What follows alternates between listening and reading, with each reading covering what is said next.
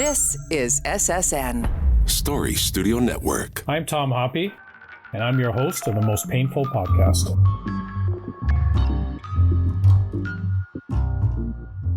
Welcome to the Most Painful Podcast. I'm your host, Tom Hoppe. On our last episode, we spoke to Lori Taylor about trauma-informed yoga and how this form of yoga is much different than your regular yoga class. Also, this type of yoga can help a person process trauma. As we've heard many times on this podcast, taking care of your mental health can really help with your chronic pain. So if you missed this episode, you can listen to it on our Spotify or Apple feed. And if you want to get notifications of the most recent episodes, subscribe to the podcast. So purpose and identity are important in the biopsychosocial model of chronic pain. In Season 2 and 3, we spoke about the similarities between military and professional athletes with identity and mindset transition when leaving a sport or, in the military case, leaving service. What are some organizations doing to help their members transition and also help with wellness programs? Today, I'm joined by Brian Ramsey, the Executive Director of the CFL Players Association. Brian, welcome to the show. Tom, thanks for having me on today. Yeah, great to have you on. I know we talked a bit about this offline, but maybe just to start, maybe you can give the audience an idea what the CFLPA is and what you kind of do for your members. Yeah, the Canadian Football League Players Association was formed in 1965, and its sole purpose was to protect the rights and well-being of professional football players in Canada. There's a long list of things that we do, from negotiating collective agreements and individual contracts, licensing and sponsorship, and day-to-day just the overall maintenance of those agreements that we've made with the league and the teams. On top of that, we've been tasked with providing resources to our members and a variety of aspects, and including some of the ones that we're going to talk about today.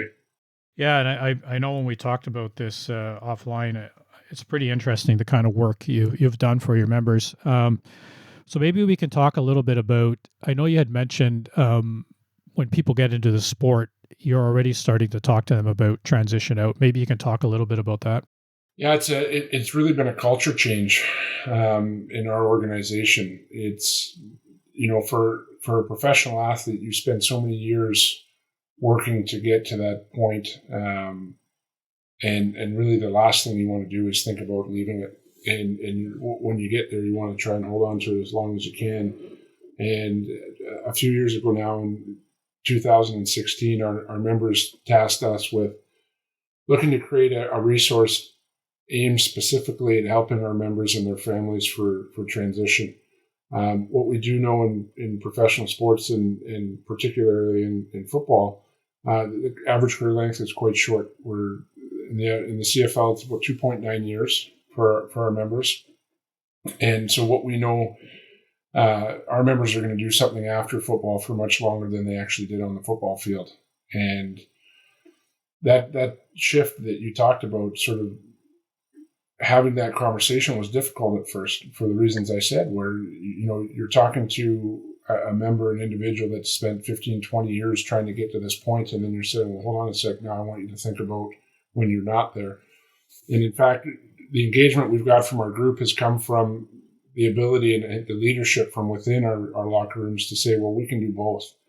And your biggest supporter, if you can play 3, 5, 8, 10, 15 years of professional football, we'll be right beside you as your biggest supporter the whole way through. But that still means when you come in as a 21, 22, 23-year-old, there's still a large piece of your life afterwards, and you can prepare for that ultimate transition while you're still playing football. And with this program, the CFLPA Academy that we created in 2016, we've seen that engagement. We've seen sort of that leadership from our members being able to do both. Yeah, and I would think that I wasn't aware of it either until we had spoke that, really that mindset of coming in, you only have 2 years of your profession left, really. I agree with you. That could be very hard. And I would think a lot of people don't understand, non-players probably don't understand the challenges your players go through with trying to get those services when they leave, I guess, eh? Or is it even while they're in the game, it's probably easier to get those services, or is it more difficult once you leave? I think it's always more difficult once you leave. And I think from a player's point of view, you're never thinking that my career is going to be 2-3 years, right? You're always thinking, I'm going to continue playing and continue playing. And when we looked at it statistically, and we saw that, in the high 80% of our members don't make the decision ultimately of when they want to leave the game. It's either through injury or what a team would say a business decision is. That was eye-opening for our members. And that sort of helped in that cultural change and to allow them to work on their craft as a professional athlete and stay at that peak performance level, but also utilize their spare time to prepare for that transition. But yes, it was a culture shock when we first introduced the program, but now the engagement within our members is just astounding in a positive way.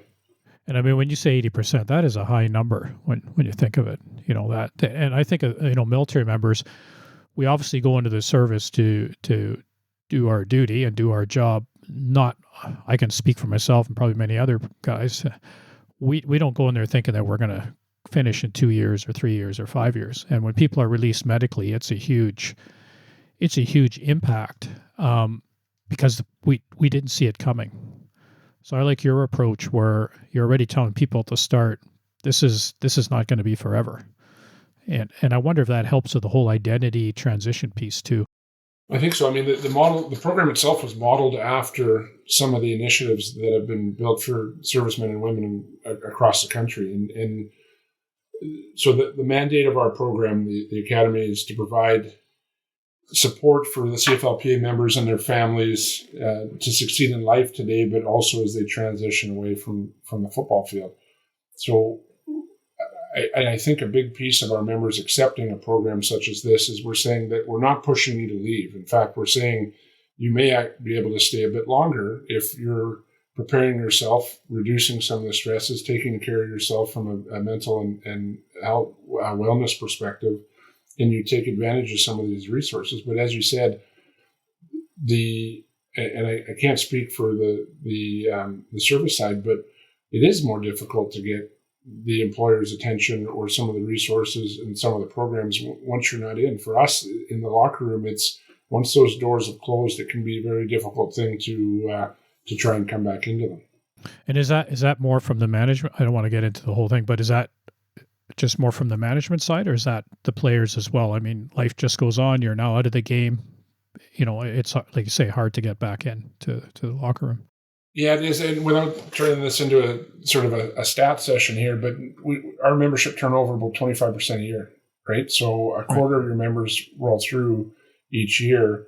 And the reality is, from a business perspective, management look at our members as the product, and they are the product.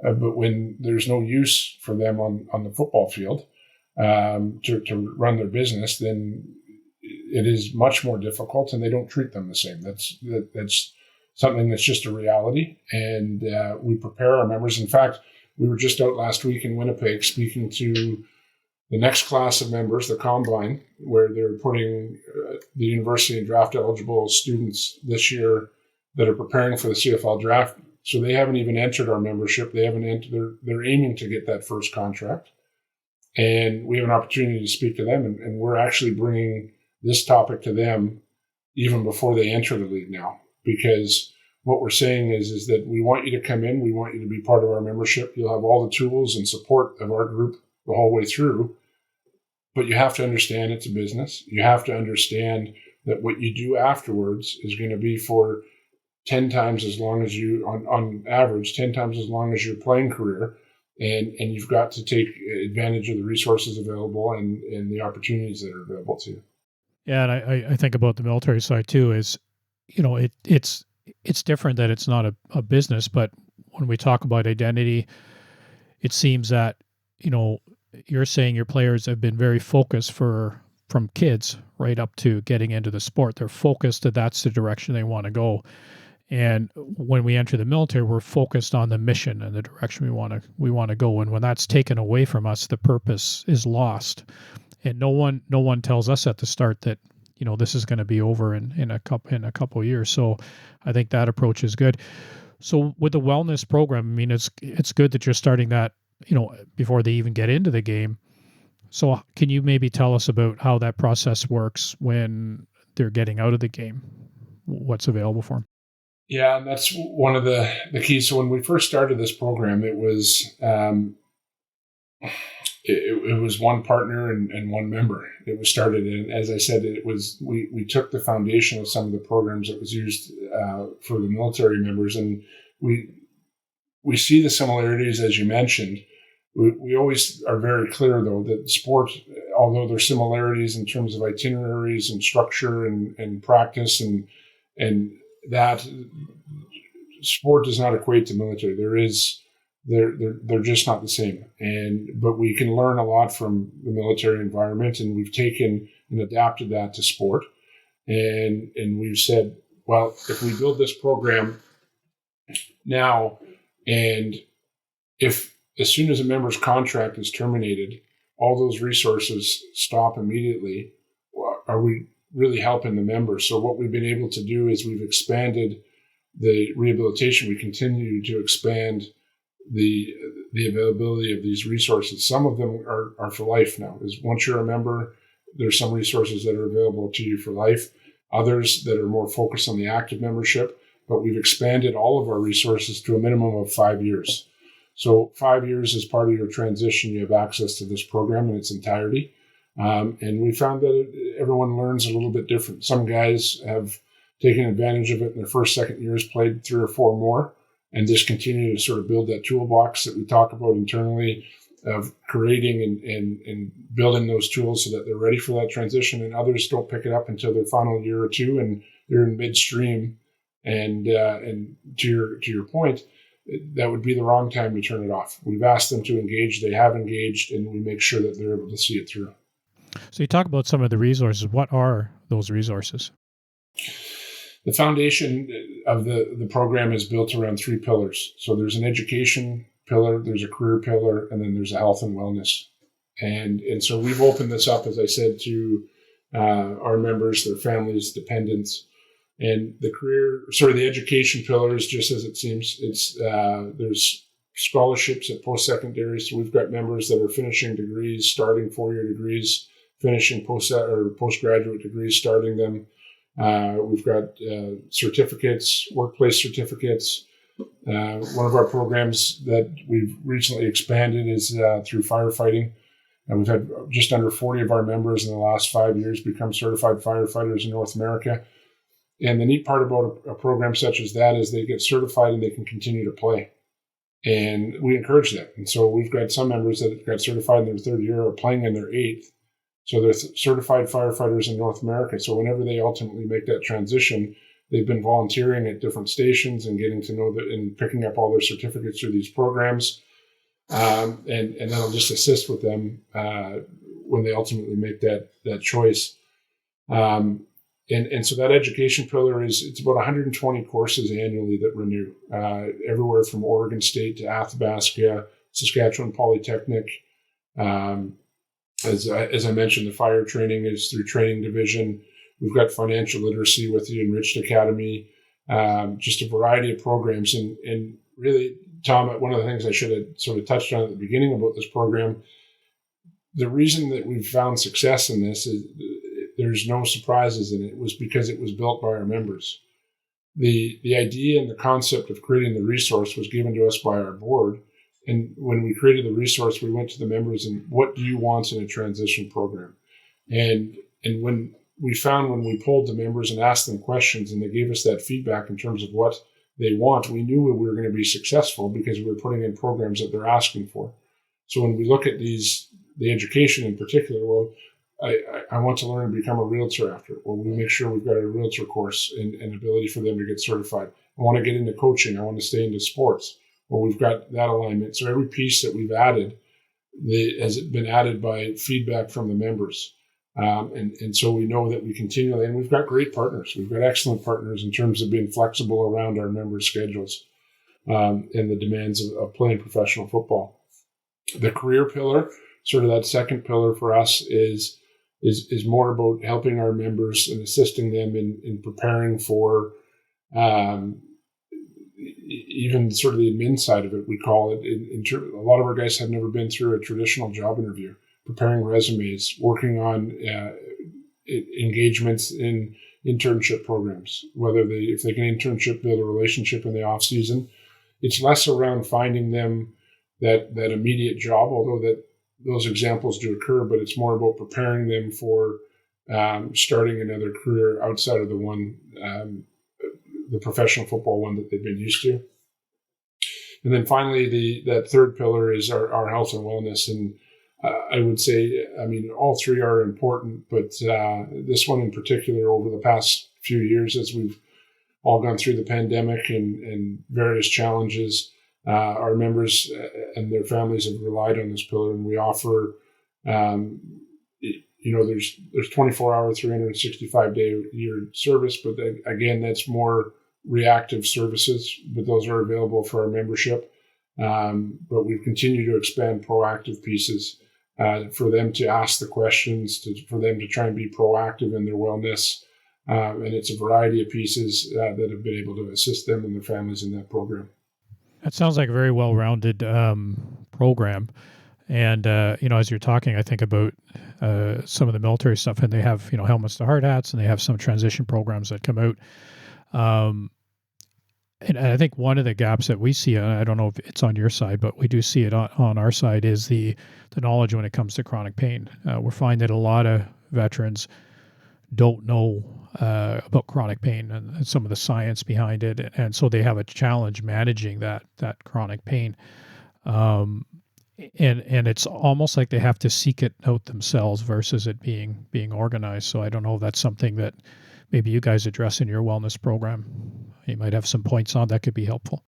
Well, I think it's something that we're always trying to get better at, and listen to the members. I don't think that, I know we're not doing enough, because I don't think you ever are. I think you're constantly learning in that area. Yeah. I think even the discussion about, you go back a few years, it was something that you didn't talk about, right? It was something that you, at least in our ecosystem, it would be, it was all about availability, and in some respects it still is. And so you didn't talk about the pain you were going through, and it wasn't until much later in your career or post-career is when you realized that this is having an effect on my day-to-day. And it's not just one area, but it's that chronic pain that, for us, it's the knee, the shoulder, and you look back and you say, well, I've had 8-9 surgeries on this. I'm in my early 30s, and I'm making that correlation and that struggle. And I think some of the conversations we've had with you and your team, Tom, that's our group trying to figure out better ways to provide the resources to our members. Because quite frankly, for our group as professional athletes, they're lacking. They're lacking in terms of what we can ensure that our members have. And we've got to continue to push forward to make sure that those members that for us that were hurt in the workplace are protected for that chronic pain and long-term injuries. Yeah, and on our side too, we're struggling with it as well.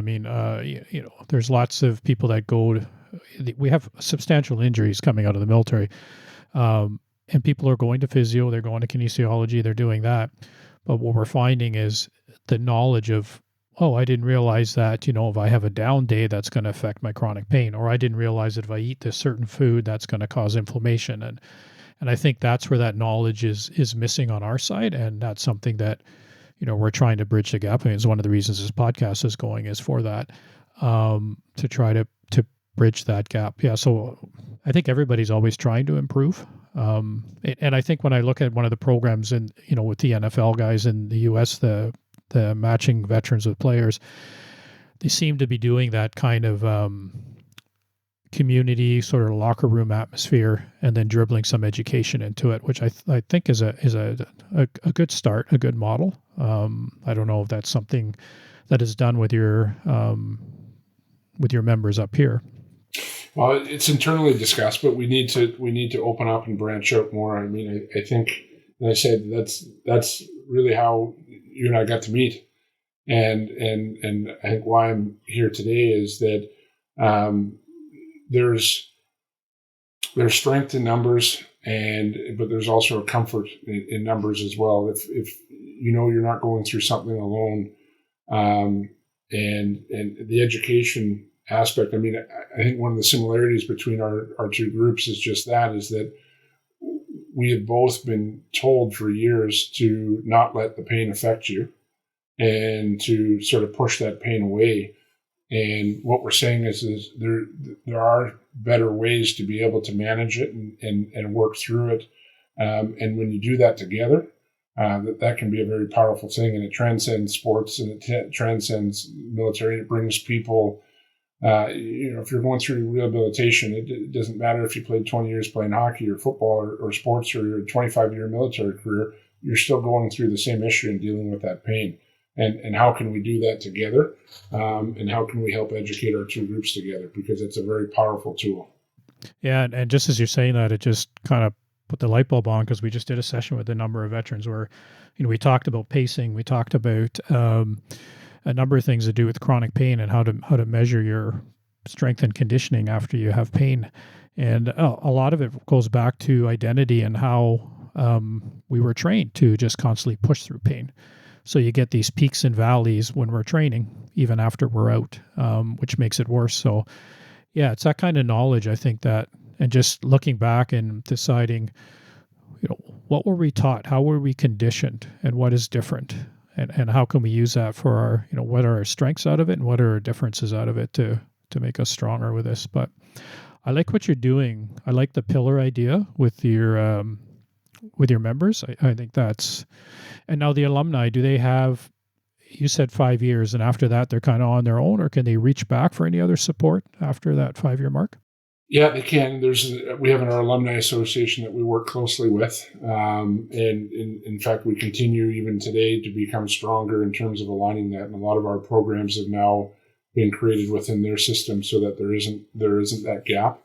And what we've found in feedback that I've received from their group is that they're getting less of those phone calls those years out, because they're finding that more of the members are being proactive on the front end, which is a very, very positive piece. But it, of course, doesn't mean that you don't stop thinking about the back end. It just, it shows that the program itself is working. And so if we can enhance it with sort of that net on the back end to make sure that if anyone has come through, obviously the goal is to make sure that the resources aren't turned off for anybody. It's just a reality of trying to build that out.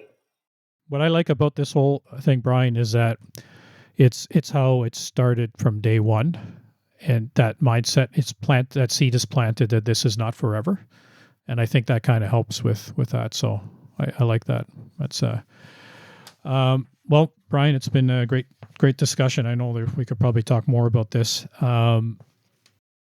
And hopefully we can do more to help, both sides of the fence to do things. So thanks for being on the show.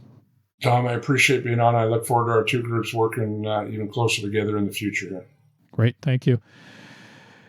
On our next upcoming shows, we're going to have some experts talk about hypnosis for post-surgical pain versus taking opioids. And we also have someone talking about peer support program for chronic pain. This is a Canada-wide program, so they'll be on in the next couple episodes. So hit the subscribe and like button. This way you'll get the latest episodes. For feedback about the show or for more information on chronic pain, you can visit our website, veteranschronicpain.ca, or follow us on Facebook and Twitter at Chronic Pain COE and on Instagram at Chronic Pain_COE. Brian, thanks again. And for the audience, stay safe and keep the hope alive. The Most Painful Podcast is produced for the Chronic Pain Center of Excellence by Story Studio Network.